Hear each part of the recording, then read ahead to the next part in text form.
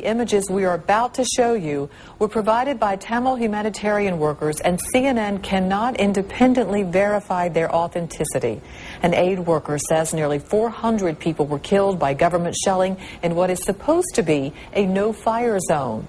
The Tamil rebels blame Sri Lanka's military, but the government says the rebels are killing civilians to try and gain international sympathy and force a ceasefire. But it acknowledges its forces have now advanced into parts of the no-fire zone previously held by rebels.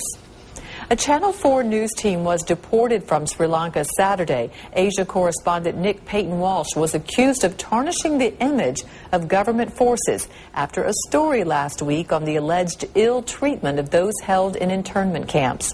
The Foreign Office called the action, quote, deeply disappointing. Channel 4 anchor spoke to Payton-Walsh from Bangkok after his deportation and asked him what he's able to confirm. We must warn you, some of the images in this report are disturbing.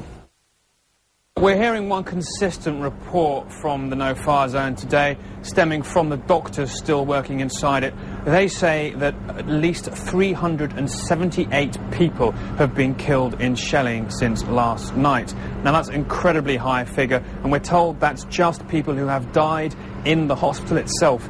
There could be over 800 or so have been injured during this period. Now, we have to point out we can't verify this information, although there are independent sources in Colombo who believe it to be accurate. The government say these two doctors are now spokespeople effectively for the Tamil Tigers, but previously their information has proven, some people say, to be fairly reliable.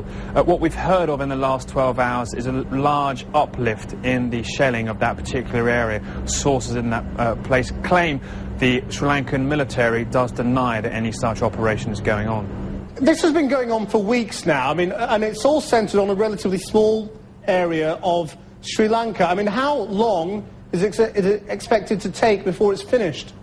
Well, this is the absolute horrifying question. The army released on Friday a new map of what it says is now the new no-fire zone. And that's an area which is 2.5 kilometres long and 1 kilometre wide.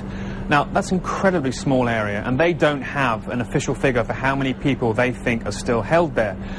But there has been, I understand, a recent satellite pass over that area which has shown it seems to contain upwards of 11,000 tents, sources tell me. Now, by some calculations, that could mean there are still 100,000 people trapped there.